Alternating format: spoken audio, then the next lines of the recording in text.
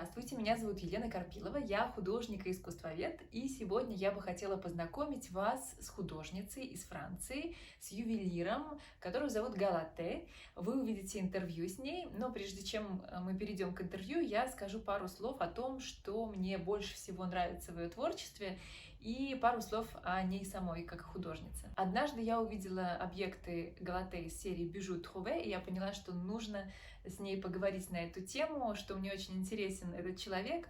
Objet trouvé. Я думаю, вы слышали такое понятие, как найденные объекты.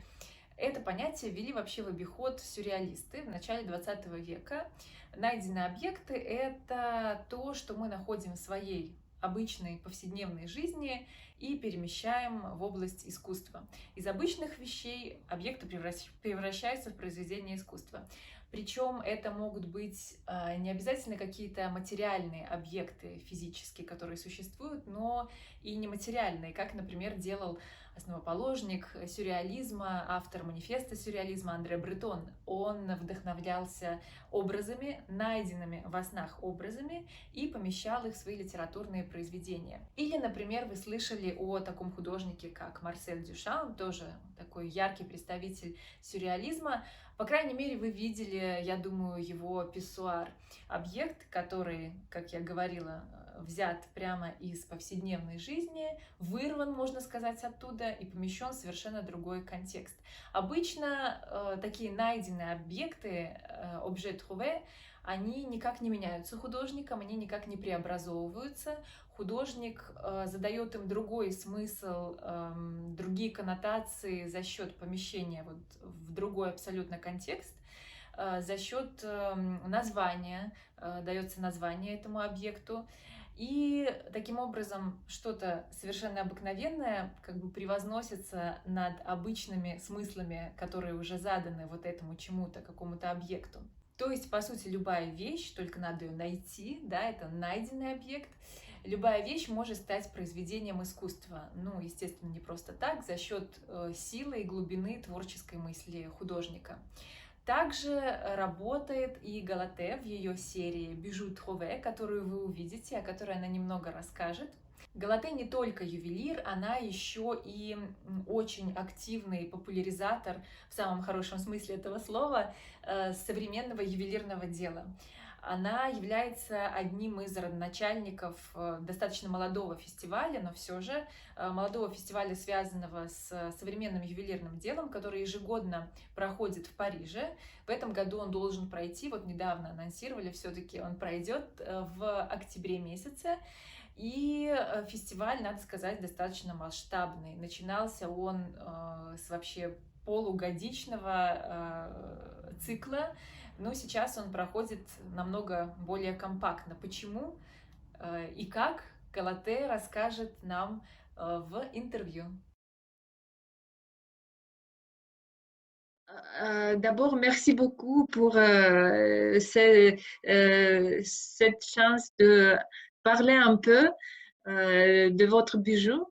I would like to ask you about some series which I love the most. For example, this I like so much this series Bijou Trouvé, which reminds us for sure this objet trouvé by Marcel Duchamp et les autres surréalistes.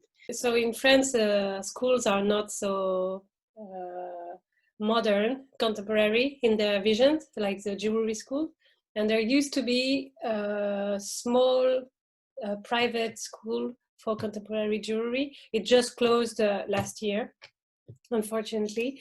But you can still, as a student, you can still learn, if you're young enough, like under 25, you can still learn contemporary jewelry, I think in Strasbourg and in Limoges. Anyway, so I studied there and graduated in 2009, and it was very open-minded vision of jewelry. So my topic was the meaning of jewelry. And so I started, of course, because I was making research for my subject, I started being really curious about what people wear, what the reason why you're attached to a piece of jewelry and everything. Yeah, I think because I was focusing so much on the meaning of jewelry, so every time I would find something made of pearls, I was like, oh, I have to keep this because it's like a children's piece of jewelry. And I don't know, for a long time, for at least 5 years, maybe 3 years, I kept the collection in a box, and I didn't know what to do with it, but I knew some project would come out. It was drawing an already existing piece of jewelry, like the ring is like plastic ring for a child, and I made only the outlines with a gold wire, very thin thread, and inside the box.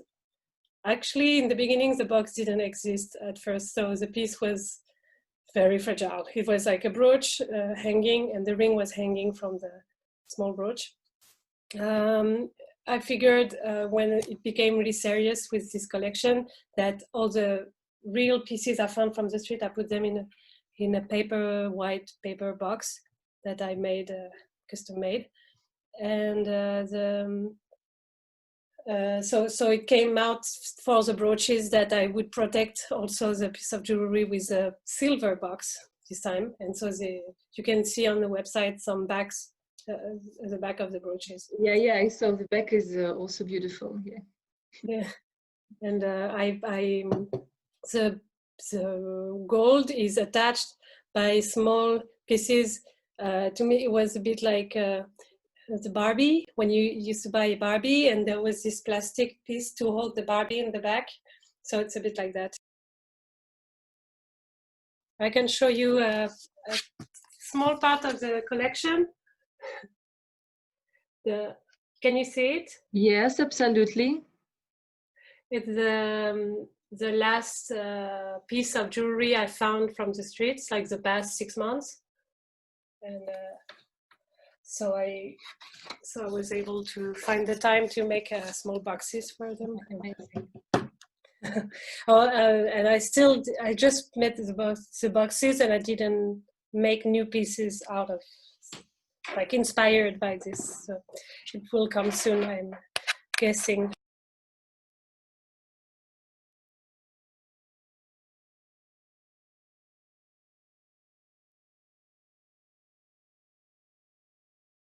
I wanted to ask you also about your association, D'un bijou à l'autre. So the group was mostly gathered after the school I've made, because so it was a very tiny private school. So everybody knew each other, and we knew the former students and the former teachers and everything. So we started gathering in 2010, 11 with my teachers, like 2-3 of my teachers, and starting thinking about this kind of festival because we knew the Schmuck in Munich. We went there, our teacher took us there, and it was like, oh, it's we were, so every year we're like pilgrims and we're going to the celebration, and it's funny, but we're kind of jealous actually, because everyone gathered there and you can see amazing things. But to us, the problem with this event was it was only for professionals. I mean, jewelers visiting jewelers, or teachers taking their students to visit jewelers, and few collectors, but not so many, very few collectors, and like the public, the normal like large public. Yeah, large public was not aware that anything was happening in Munich, or is still not. I mean, every year, if you stop someone in the street, if you're in the district like Universität or in the center where there is all the shows, you ask anyone at a bar, nobody knows about the festival. So when we started in Paris, we really wanted to make it more open to the public, and because we think you need to educate people first before starting selling weird kind of jewelry. Absolutely. So this is how it all started, and we got the help from craft association in France. It's called Atelier d'Art de France. They organize Maison et Objets, which is a big fair in Paris. Design fair. Yeah. The first festival in 2013 was with them. So it was called Circuit Bijoux because it was their copyright, like the name, Circuit. And it turned the next one we made with a different finance funds with different association for helping us. It was Parcours Bijoux 2017. The two first festival, I think it was 50 or 60 exhibitions in the city. I'm sorry, 60? 60, yeah. Oh, wow. Oh yeah, I think so. It was quite big. The problem, I'd say, with the first edition was that it lasted for 6 months. So it was really too long for the foreigners, for instance. Some people from abroad organized the show and they came, but they would see only 4 to 5 shows because the other would happen later. And it was the period was so long because the main exhibitions was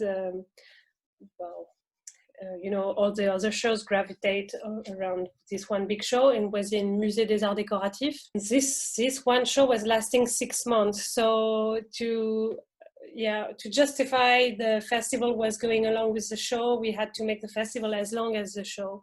Anyway, so it was a bit too long. It was not you cannot communicate efficiently for this long period of time. So next edition was 2 months, and the next one is going to be 1 month.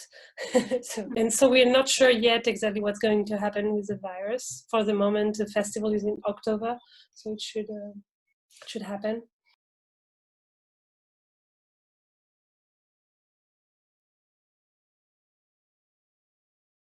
Normal person thinking about jewelry, my mother, for instance, she likes jewelry, but she never really understands when it's too conceptual. She wants something fancy, and maybe it can be big or it can be very special, but she doesn't want to think too much about it.